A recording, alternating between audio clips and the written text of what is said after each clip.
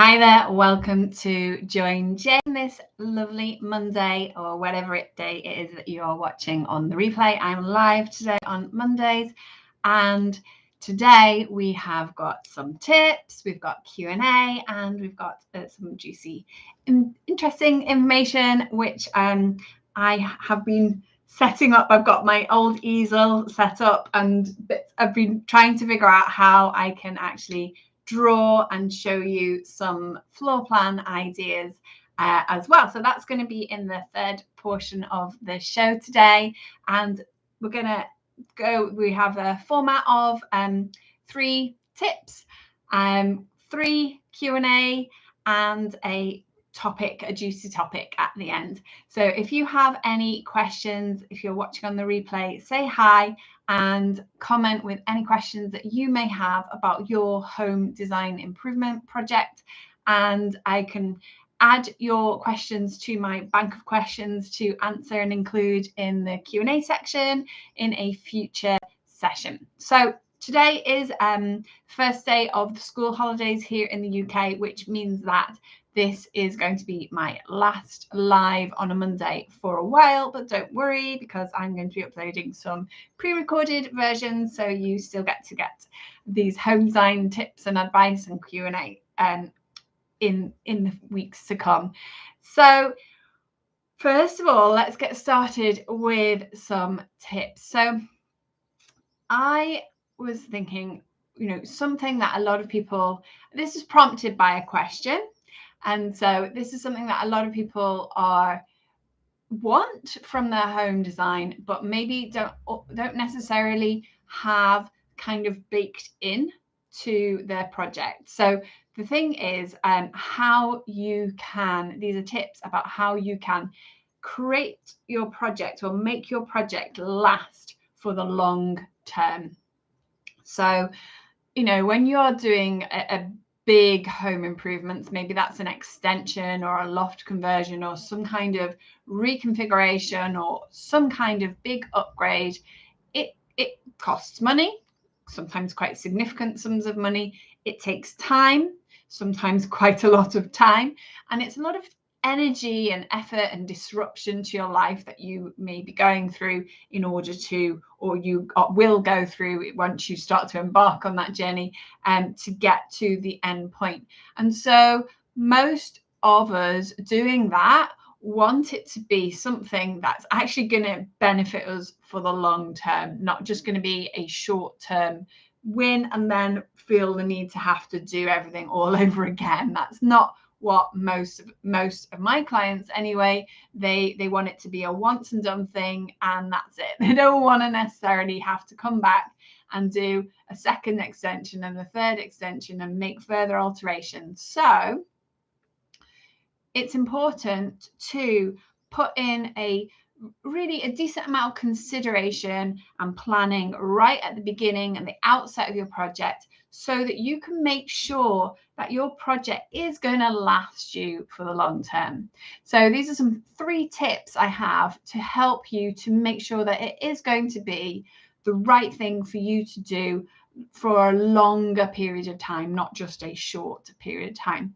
So the first thing to do, and this is really the most important thing, and that is consider your long-term life plans, and then think about what's plan B, what's plan C. If this was to happen, none of us has got a crystal ball. Well, if you have, let me know. If you know what the future holds, let me know. I'd love to know. But I personally don't, and probably most of us don't know exactly what's going to happen in the future. And so all we can do is say, well, this is what I would like to happen, and this could happen, and if this did happen, then this is what I would like to happen. So having that kind of thought process about your future plans in relation to your home is really important to make sure that your home suits you. So I thought to give you a bit of an idea, I might give you a little bit of personal story of mine. So I bought my house, I was single, and I dreamt of having a family. I hoped to have a family, but I had no partner and I was single and had no child. So I bought what I hoped could become a family home, but that wasn't the situation that I was in. And the house that I bought, this house that I'm sitting in right now, because I work from home, was a bit of a project house. It needed, let's say, a lot of TLC, to be kind.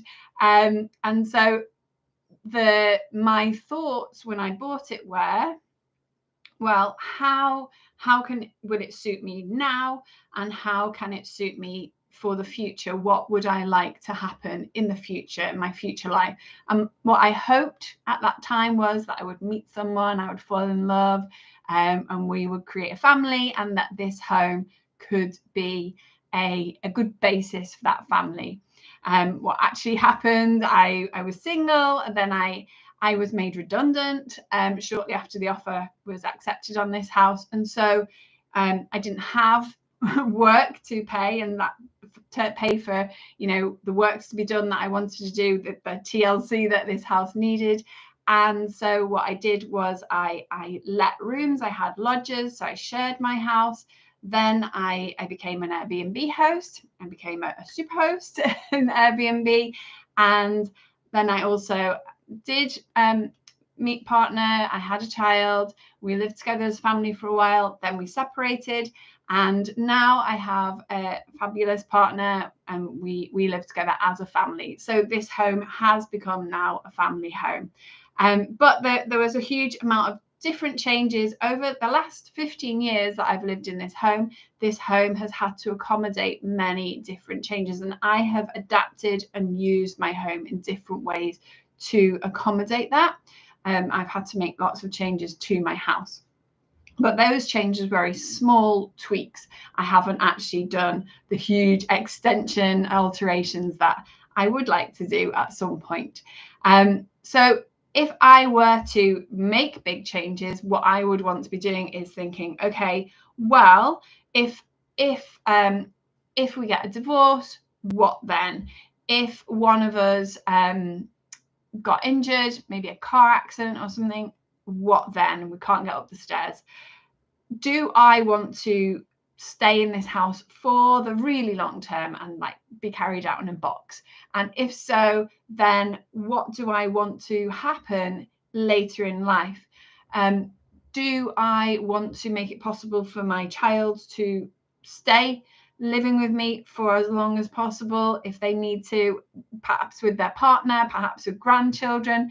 These are all things that you can start to consider. What if? And if this, then that. And those are sort of thought considerations that it's worth putting in to be able to start to consider, okay, what would I really love to happen? What would be my ideal situation? And if something catastrophic happens, things that can happen, divorce, redundancy, life-changing injuries, these things are all possible. And if they did happen, what would you like to happen as a result? How would you like to adapt as a result? And is there anything, like some of these things you can actually put in place a sort of plan B, plan C option within the way that you design your home, so that it wouldn't be a difficult thing to accommodate. If the worst came to the worst, it would be okay. You could carry on and it wouldn't be an issue. So these are sorts of considerations that you can put into place. These kinds of conversations I have with my clients quite a lot. I work with clients at every age stage, and I quite often work with quite young clients who don't have children yet but would like to have children, and they're in that situation of thinking, well, we would like to have children. We don't know how many children we would like to have or will be able to have. And these sorts of considerations, like how many bedrooms do you want? How is that likely to play out? Similarly, families who have young children, and then they're thinking, well, we want to adapt, make sure that when we are like a growing family, when we've got teens, we want to have them have enough space to be independent, to be able to do their studies for school and exams, all of these different things. But then equally also work with retired couples who are thinking, well, this is our forever home. We never want to leave this home. But then when we start to have the conversations, okay, so right now you're fit and healthy. What would you do if you found that your mobility was started to suffer and you were not able to take the stairs? If the staircase isn't, capable of accepting of having like a chairlift fitted to it or something like that, what would you like to do? How would you like to adapt? And would you like us to incorporate adaptations right now to make sure that should those scenarios happen, it's kind of incorporated. This is like there are lots of lifelong designs that and theories behind it, best practice behind lifelong design, where you include for the potential to install a platform lift, where you include for level wet floor, wet room space on the ground floor, and enough space for you to be able to have a bedroom on the ground floor, so that if you were in the situation where you couldn't take the stairs, then there would be an alternative way of reusing your home and creating the space that you need within your home to accommodate those changes. So these are things that I think it's worthwhile having. Now, sometimes I have those conversations with my retired clients and they say, do you know what? If that happened, we would sell up and move. That's what we'd rather do. And that's fine. It's entirely up to you how long you want to live in your home, what sort of scenarios you want to make your home cater for you. But these are worth conversations and considerations that are worth having, so that you know that should A, B, C, or D happen, it's okay because your home is going to cater for you.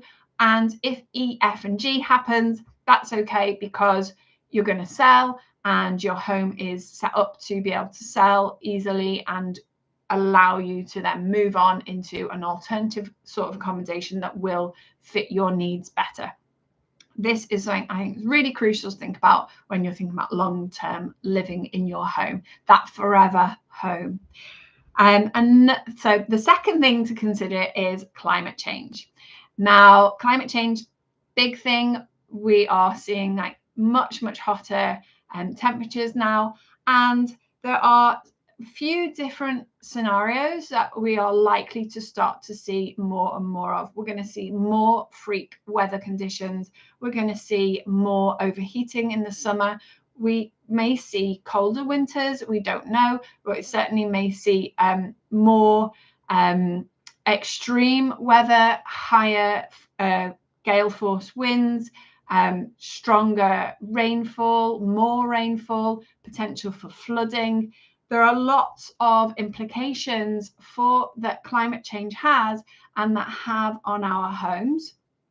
So having that in mind when you are making your alterations to your home, and making sure that in terms of, so this is something that I find actually quite interesting. So it's quite often I see designs for homes and I can see that this is a home that was designed in the winter and this is a home that was designed in the summer.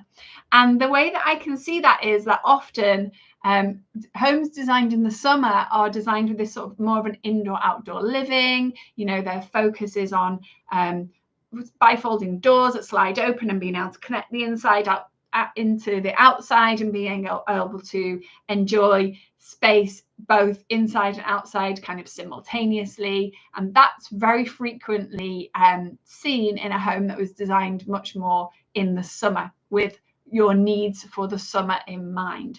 And then in the winter, I often see homes they don't necessarily have as much of a patio door. They may have a nice window seat where you can sit and you can stay inside warm and cozy and see the view of your beautiful garden, but without you necessarily having that direct access. They tend to have like a wood burning fire or some kind of, the heating situation is really well considered and it's nice and cozy. So these two sorts of scenarios it's important to consider, you know, your comfort in your home.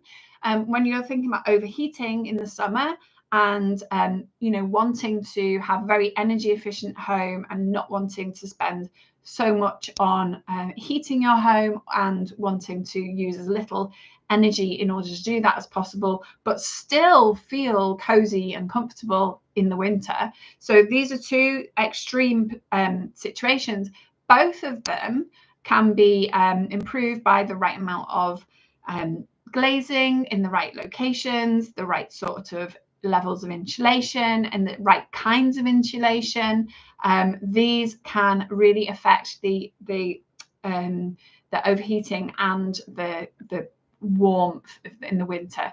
But it's worth considering these things. If you are in also a flood risk area, then the chances are that flooding can become more frequent and more severe. So this is another thing to take into consideration. There are designs that you can alterations that you can make to your home that will help it be more resilient to flooding, or if flooding happens, then it will be easier and more, you know, less costly to fix your home back and get your home back into use after that has occurred. So these sorts of climate change scenarios are worth considering if you're thinking about your home, you know, for the next 10, 15, 20 years.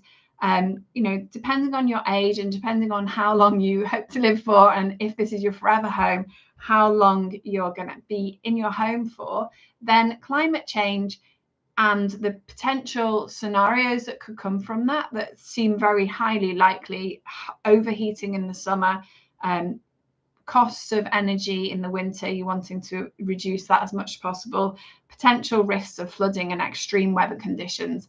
These things, you want to make sure that your home is resilient and is designed and built in order to overcome these potential issues. So if you're thinking about for long-term use, take that into consideration. The third thing, and this is something that sort of taking us through into the Q&A section as well, because it was one of the questions that inspired this whole topic of thinking about your home as a long-term vision for it. And the third one is making sure that you get the right permissions and paperwork in place from the beginning, because the question that I'm going to be answering in the Q&A section was, we made some structural alterations, we didn't get the right permissions, and now we want to sell, and what do we have to do? And so if you're looking to sell, but you made some significant structural alterations, or you know, you extended and you didn't get the right planning permission in place, you didn't get the right building control permission in place, and you need to fix that in order to be able to sell, you need to get the right paperwork in place so that you can sell, then that is going to slow down your ability to sell. It's going to add costs onto doing it. And if you were to have done that, dealt with those in the beginning, you're not going to be penalized in the same way as you may be when you're having to look at dealing with that retrospectively. So if you're thinking about long term, maybe reselling is something that you're thinking, right, well, we're going to live here forever for the rest of our lives. We're going to be carried out in a box, and it's going to be for our kids or our executors to handle that, and we're not worried about it.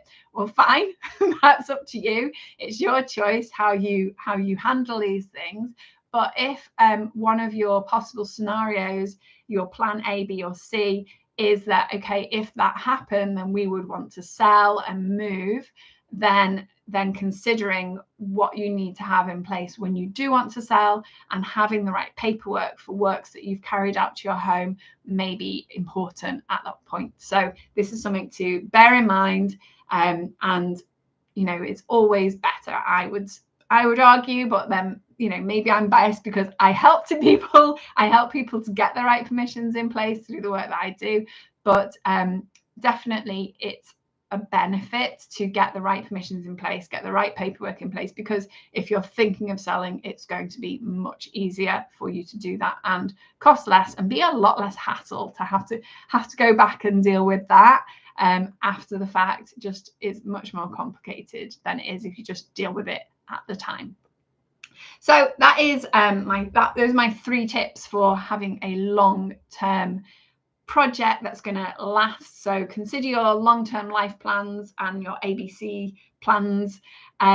Consider climate change and the impact that that could have on your home and the overheating and so on, and then get the right permissions and paperwork in place so that if you are thinking one of your plan B's or C's, it would be that scenario you would want to sell, then it's going to be easier for you to sell at that point. I hope that's been really useful. These considerations, getting things in place, these sort of things I do help my clients with within the big picture plan, where I help you create a vision for your home and your life, how you want to live in your home, and what's your long-term plans for your home. And then we create designs, or I create designs collaboratively with you to explore lots of different options and how you can achieve that. And then I help you to then double check that is actually the right thing for you. I only have 2 or 3 spots available per month to work with new clients with the big picture plan. So if that's of interest to you, do let me know, pop a comment in, or you can go to my website, i-architect.co.uk, and you can find out how I can help you with your home design. So we're going to move on now to the Q&A section, and the very first question, which was what inspired that topic, my 3 tips for today. And the first question is that I saw today on a forum somebody posting, seeking advice because they had made a structural alteration to their home, and they had taken out a structural wall and opened up some space to create a more open plan space. But when they did that work, they had worked with a builder to do that, and who was a family friend, and they didn't get the right permissions. They didn't get any permission to do that. They didn't get the building control approval to do that. Now, it is possible to get building control approved retrospectively, but it costs more and there's more risks to it, because what happens is if you get building control approval at the time of doing the work, then the building regs that are current at the time of doing the work apply. But when you are seeking retrospective approval, then the time that you are seeking the retrospective approval rather than the time that the work is actually done is when the building regulations will apply. And building regulations are changing constantly all the time. Things are being changed, and usually it's a reflection of some kind of catastrophe, some sort of event, or some change of policy from the government that then means that the regulations are altered to usually it's a kind of way of forcing builders and developers and people who are building homes and building all sorts of buildings, really, not just homes, making sure that they are healthy and safe to live in, to use. So the building regulations are constantly changing. An example of a catastrophe which has affected building regulations could be like Grenfell Tower, the burning of Grenfell Tower. I mean, that's not exactly actually an example, really, because the regulations were in place. It's just that the regulations weren't applied. But that's a sort of scenario where a catastrophic event where deaths have occurred that has happened with a building will inform the future requirements, and so building regulations change in reaction to those sorts of events. And that means that if you're getting work done now, it's best to get your regulations approved now so that you are in compliance with what is current. If your work is built in compliance with what is current, and then at a later date, like 10, 15 years down the line, you're thinking, oh, well, we need to sell and we didn't get paperwork and permissions for that, so we best get it done now. Yes, you can get that retrospectively done, but what does it mean? It means that you have to comply with the regulations at the time of the retrospective application, not at the time of construction. And so it may be that the regulations have changed and your work is no longer compliant. So then you have extra costs to rectify the work so that it does comply. Plus, it has to be inspected. So you may have to open up, you may have to remove plasterboard to make steel beams visible. Unless you have really good photographic documentation and you did get structural engineers calculations and drawings done at the time, and you've got all of this evidence to show what was actually built, and you may be lucky that it may not have changed that much from that time, or it may not have changed at all. So it may be that it does still comply, but it is a risk. So the best thing to do is to make sure that you get your permissions in place at the time of construction, because although yes, it is possible to apply for retrospective planning as well as building control permission, it's much more difficult to do, it's more costly, and there is a risk that you won't get the permission that you want for the work that has been done, and so you may have to then make changes to it at extra cost. It's really not worth the risk, I would say. So I hope that's been useful. So another question, this is a question that I am frequently asked, and that was, what colour should we paint our living room? And this is sort of, to some extent, this is a question of confidence. And there are lots of things that you can take into account when you're choosing paint colors. You can consider the orientation of your room. So where is the window? Does it face north, south, east, west? That can change the way that color is perceived, because the light that comes in from those different directions is different, and different at different times of the day as well. So that can affect the way that the color is. Then there are also, different things that you can do with color to vary your perception of the space itself. So there are lots of things that you can do when you're choosing the actual color, the tone of the color, the saturation of the color, and the placement of the color within your room. There are lots of options, but something that I suggest to friends of mine, when friends of mine ask me for advice about choosing color, what I tend to say is, what's your favorite color? What color do you love? And then, you have permission to just go and use a color that you love. And so, for example, somebody I was speaking to about exactly this said, well, they really would like to paint their living room red, but red is a strong color. It's quite a scary color. It's scary to use strong colors at times. Some of us, I find using strong, bold colors quite scary. You have to be quite confident to use a strong color. And so I don't frequently use very strong colors, not least because I like light, bright spaces. And so strong, dark colors can make a space feel more enclosed. And that's not always what I personally prefer.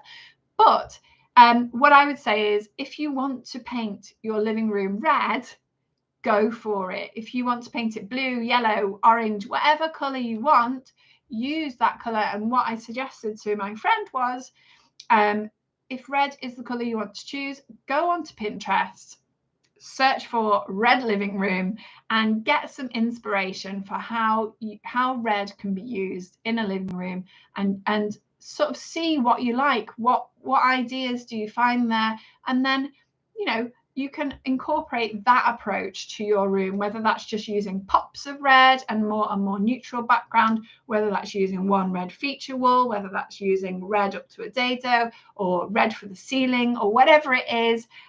You can use the color that you want to use. The most important thing is, when it's your home, you're the one who's going to live with it. You are the one who has to love it. So choosing a color is about what you love, what you enjoy, and that is the most important thing. There are all these other things that you can take into account when choosing colors and choosing where to place them. And this is something that I've been considering creating a training on and adding to my Love Your Home bundle, which is like a DIY interior design advice and guidance bundle. I haven't created the choose your paint color thing, but that's something that I'm thinking of doing. If that sounds like it would be interesting to you, then pop in the comments and let me know. Does that sound like something that you would be interested in? Some help and guidance on choosing the right paint colors to use for your home, and how, if you have a particular strong, like a red, how you could use red or blue or black or whatever color you want, different options, how you could use it and how you can use it to improve the perception of the space or adjust the perception of the space that you have and make it feel in the way that you want it to feel. But yes, you have my permission to go and use the color that you wish to use and that you love. Not that you need my permission, but if you feel like you do need somebody's permission and you're lacking confidence to go for it, then just go for it. Go with the color that you love. Search on Pinterest, find examples and take some inspiration from that. Third question is what to consider when choosing patio doors. So it's summer. As I said earlier, summer homes and winter homes, I can often tell when which time of the year a home has been designed. And when it's been designed in the summer, I frequently find, excuse me, I'm just going to take a sip of water. When homes have been designed in the summer, what I often find, there is more of a focus on that indoor-outdoor living arrangement and how to connect your space inside with your space outside, how to open up between the two. And so one of the things that is comes into conversation with my clients when we are looking at this scenario, like how do we connect inside to outside? What are we going to do in terms of opening? Then there are different conversations to be had. So you have many options when it comes to kind of patio doors and openings between your inside and outside. There are the bifold, sliding, folding doors. There are just plain sliders. There are swing doors. There are single doors, double doors, lots of options. You've got choice. But there are a few different things to take into account when you're making your selection. So first of all, how much of the external wall do you want to be open and how much of the time? Because if you are now, okay, there is climate change and the potential that we are going to have more hot days sometimes in the UK in the future. That is a possibility. But how much of the time do you actually want to have this opening? And if it's just for a couple of weeks or a few days of the year, then how much of that do you want to be able to open? And are you actually going to do it? Is one question. So these big bifolding sliding doors, which open up an entire wall, they are great. They create this huge amount of opening between inside and outside. But there are some things to take into account with those, and I think there are quite a lot of downsides to those. One, there's a lot more moving mechanisms in that, so they need more maintenance, they're more likely to fail, they tend to be heavier and more difficult to actually open. You have to take into account where those open doors are going to sit, where they're going to open up to, and make sure that is considered in your design. Where are they going to be open to, and when they're sat in an open position, is that going to be an issue? Like, are you going to be able to walk around it? Is it going to block a view of something? Think about that, where they're open to. And also, if it's quite a windy environment, do you really want to open that up? And if you do still want to open it up, then are they going to be protected from the wind and not to be pushed around kind of thing by the wind? The other thing to think about is that they don't seal brilliantly. So in terms of like getting cold drafts of air through those in the winter, that can happen as well, because sliding and folding at the same time is very difficult to get a really good seal against the weather and against air infiltration. So bifold, sliding folding doors don't tend to be as great for energy efficiency. So when you're thinking about the winter, you may find that actually it's not it reduces the comfort level of your home inside when you use those. So is it worth, you need to balance up the two. Is it worth those few days in the summer when you're going to have it open to be able to do that, as opposed to the weeks in the depths of the winter when you're going to be feeling a bit more chilly because of the air infiltration through the gaps and the fact that they just won't, it's very difficult to get them to seal very well, and even if they are good at the beginning, the maintenance of that, it can degrade over time. So I personally tend to steer people away from using bifold folding sliding doors unless there is a really good reason, specific reason to use them. Another reason being that they have a lot of frame. And so when you have a lot of frame, it actually reduces the amount of daylight that you get into your inside, and it interrupts your view of the garden. So I think that you're much better off with a slider. Sliders, they slide open out of the way or behind a fixed pane. You can have much bigger, clear open for getting more natural light and having more view. And they tend to be easier to use as well. So they're physically an easier thing to do. And you can open them as much or as little as you like, or up to about half of the size of the overall opening can be sliding. But that means you can have these very, very large panels and have a very good, clear picture view of your window without all these interim vertical transoms, I think, or is it mullions? I always get the two mixed up. Transoms and mullions. Tell me if you know the difference between a transom and a mullion in the comments. But the vertical ones, the vertical frames, you have a lot more vertical frames in a bifold sliding door than you do with a simple slider. And then an alternative is to have a swing door. A single swing door is much easier, is the easiest way to seal. A swinging door or casement window, similar, you can seal that much better than any other type. So sliding is not as good as a swing door.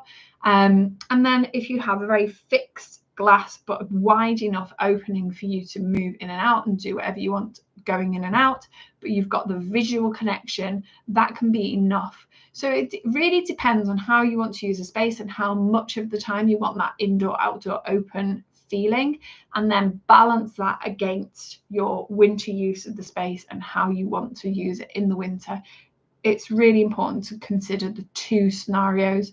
I know it's really difficult if you're designing your home in the summer and your focus is on, enjoying your garden, getting in and out and spending as much time out there as possible and having this feeling of an indoor outdoor living. It's one thing to have that, but then in the winter it's an entirely different thing.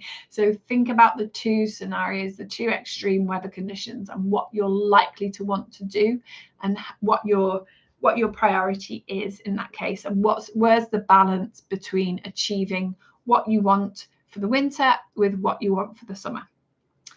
I hope that's been helpful. If you have any other questions, please do pop them into the comments and I will pick them up. I pick up questions and I add them for future live streams and future Q&As, so I can answer them and pick them up for you in the future. So finally, all this like mess behind me, my old easel, which I haven't used for ages actually. I'd really love to get back into painting and drawing, but I haven't had time or haven't made time for that. And I've got this chair with some, I wanted to show you. So what I find, I work with a lot of clients who have worked previous to me working with me. They've worked with another architect or someone who isn't an architect but has more of a construction technical background, doesn't have the same level of design skills as an architect. And I have worked with many clients who have been in that situation where they have worked with somebody else before, and either their scenario has changed, their life situation has changed, and they, it's become not right for them, as is the case with the project that I'm about to show you, or they have they're just not satisfied with the design. It doesn't satisfy them, it doesn't deliver what they want, and they're looking for somebody who can help them create a design that actually does give them what they want, and that's what they come to me for. So this situation that I'm going to explain to you now was a family who they had a nice big detached home. I've sort of drawn it out in, I don't know how to do this really. I think I might have to draw it here. So they have this big, it was a 4-bed detached home, and this was how it looked basically on floor plan. So they had quite a big, reasonably big house, something like this, quite a square floor plan, like this. So you can see quite a square floor plan, and they had sort of kitchen with a pantry here, stairs that went up, front door to a living room here, open with the dining room. So they had like dining here, and they really struggled in here to figure out how to put sofas, but they had like sofas arranged something like this, but they struggled with that space. And then kitchen over here, back door to outside, pantry space here, door from the hall through the kitchen into the dining, or through the dining into the through the living into the kitchen. So, and then this little downstairs loo. So this house, nice size house, but quite a few issues with it that just did not work for my clients. So I already mentioned they had this kind of open plan space, but it wasn't comfortable. There was no comfortable layout for them for these sofas. They couldn't figure out how to have the sofas, and they would be pushing them around and trying to figure out a most comfortable way to have them. And they had their TV over here, and it just like figuring out where to fit everything in. And they had, I think, a wood burning stove here as well. So they wanted to sit around this place. They wanted to be able to see the television easily, but just getting that configuration right was a real struggle. They also had a conservatory here with no door. So there were windows here. These are all windows, but there was actually no door here, which is really important to have an external grade door between a conservatory and any indoor space, because conservatories are not heated and they are not energy they have a very poor energy performance. A lot of heat will escape here, so you need to have a door onto this, and they really struggled with that being open. They had thick, heavy curtains which they drew across this space, which made this dining room really dark and quite depressing when they used it in the winter, because it was so cold. It was just too cold, and so the only thing they thought about was to put curtains across there to make it warmer. But what they actually need, and what they actually ended up doing, was to put an external grade glazed door so they could get the light. It wasn't so dark and depressing, but it actually maintained the warmth inside instead of losing it out through the conservatory. The kitchen was very small, made smaller by the fact that they had this external door, and what they actually did end up doing was putting their fridge in front of that door, so they couldn't use that door. So this was the house as it was. They had a small dog, and they would tend to, you know, come in, and the dog would then sort of run around all over the house, muddy from their muddy walks, and they really wanted some way to be able to contain that. There was only like this little space here for a couple of hooks and stuff to put a bit of cloaks, you know, hang up a coat or two, literally 1 or 2 coats, not enough cloakroom space, and they really struggled with that. Yes, they could have put cloakroom space along here, but they didn't really want to do that. So lots of issues for them. The only space that actually worked well and they really liked was this loo, which had been all fitted out and was lovely, and they really enjoyed that downstairs loo because it was nice and modern and clean and beautiful. But everything else they were deeply dissatisfied with. So before working with me, they worked with another architect, and the architect that they worked with, I'm just thinking how best to do that. I'll tell you what, I'm going to draw it in a different colour and show you just literally on top of this. Hopefully you can see this. So this was their home as it was, fairly standard UK detached home. I think it was 4-bed. So the architect that they worked with then basically designed them a nightclub.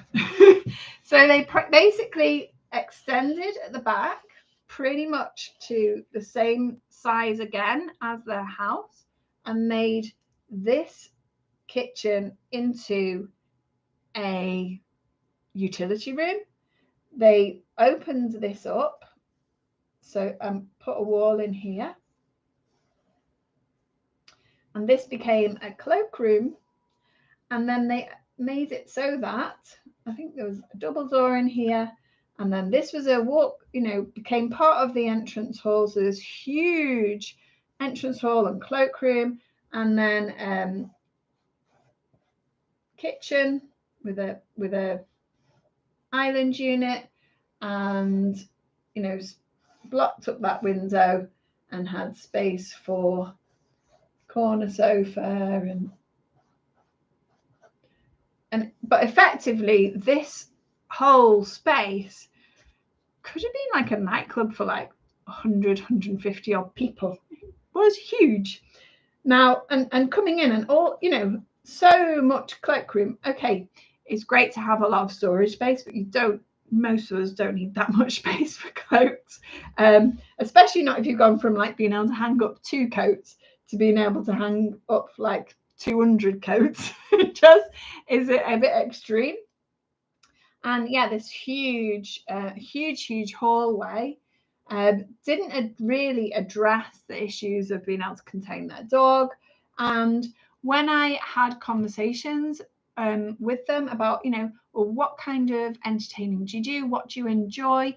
What they told me was that what they love is just having 1 or 2 close friends for intimate dinner, having a chat, coming around, having some tea and cake, that kind of entertaining where it's like small scale, intimate.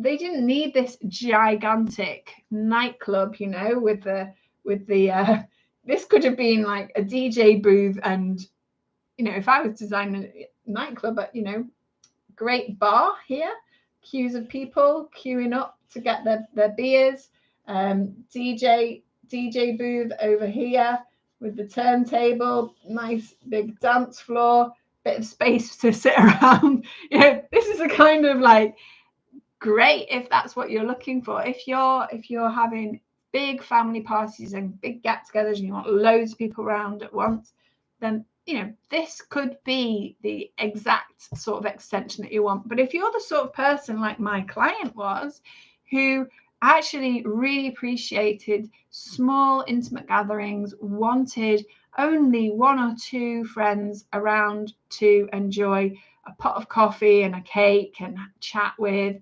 or to have very small, intimate family gatherings, you know, just a few close members of family, that was the kind of entertaining that they did. And then on a daily basis, they were a small family, 1 child. they didn't, you know, all of this space are kind of, yeah, it's nice to have a lot of space, but also at the same time, having a huge amount of space, you can get a bit lost, and it doesn't feel that comfortable and cozy. So it really depends on the sort of home and sort of atmosphere and the sort of family life that you want to have, and the sort of entertaining, the social entertaining life that you want to have at home, is how big, and what the capacity of that space is. And I would say that this would suit you if you really love having huge family gatherings. You have a big family and you enjoy inviting everyone right over regularly, and you want to make sure that there's plenty of space, 15 to 20 people to have a sit-down meal, or set out a huge buffet and everybody can mill around, and lots of space for, you know, friends and family to come in, space to gather, you know, have those like hellos and those welcoming chats in the hallway while people taking their coats and stuff off, and then again when you're leaving, gathering all your coats and belongings before you go, having those those final conversations. That's usually when you sort of say the important things, isn't it, when you're saying goodbye? Like, you know, for that kind of situation, then this could be the perfect extension and alteration for you. But if that's not the way that your family works, which was the case for this family, first of all, this huge extension was way outside of their budget. They had planning permission for this. They got to that stage of having planning permission for this, but they couldn't afford to build it when it came to it. Plus, it really didn't suit them. It wasn't addressing what they really, really needed in their home. So because of the way that I work, and I very go into a lot of depth with my clients and understanding how they live, how they want to live, what they do in the different rooms that they have, how they want to use those rooms, would they like to be able to do at home and they're struggling to do it, it's a challenge to do it, it doesn't work very well for them. What could we do to alter their home to make that easier, make that pleasurable? That is the work that I do with my clients, and I deliberately design to make sure that it does suit my clients. So what did we do? What did we do that was different? First of all, forget about this huge extension. You know, they didn't have the budget for it. It wasn't necessary. One of the biggest problems that they had was this dark, gloomy dining room. So that's where I suggested putting a set of double doors, making sure that their heat was not escaping, you know. So we kept their house warmer, cozier, and brighter. So they didn't have to use these big heavy curtains to attempt to maintain the warmth. Then I did actually put a wall back in here so that they had the ability to have a nice big corner sofa, which is what they wanted, and still have a window with views outside, and be able to sit, you know, have those couple evenings watching a film and enjoying, you know, a glass of wine or whatever it is that you do when you're having your movie night, your adult movie night. But that's what this space became then. My client also wanted to be able to practice her yoga and work out without the dog coming licking her face while she was in downward dog herself. So, you know, she had this space then to also work out, do yoga at home, practice yoga, and be able to close the door and have this space as a separate space so that she could use that separately. And then we removed the separation between the kitchen and the dining rooms and moved this door over. These are really small changes, but we moved the door over, made it so that this could have, they did want more storage space, so we put in a storage banquette, so that this could be a table for family use during the day, during the week, family use, but also they could extend it and have extra space to have a few more friends and family for a small intimate gathering, and then having this as more of a breakfast bar, an open plan kitchen, so that whilst entertaining, whilst having that, that pair of friends over, my clients could, still be in the kitchen doing things and chatting with their friends whilst doing that, with having lots of natural light. And then this space here, having that door moved, meant that this area here could become a cloak space, have a little bench with storage for shoes underneath, to be able to sit down, hang coats, enough coats for that small gathering and their own personal everyday use. And then we took this out, as well as that door, and put in more cupboard space here, so that they actually, these, having this small pantry with a small shelf space, actually it's a lot of floor area, but not very much actual storage capacity. So blocking that off, replacing that with units here, meant that you have a lot more storage capacity. If you compare that to that, a lot more storage capacity, but then that freed up this space to be able to open it up. And what we did was they also had their washing machine in the kitchen, so we put the washing machine in and tumble dryer in a stack, so that this room became the like a utility room with a loo, but also having a side entrance, so that they could use this as a kind of boot room entrance to come in with the dog, keep the dog contained, wash the dog in here. And unfortunately, it meant they lost the one space that they actually loved in their home, which was this loo.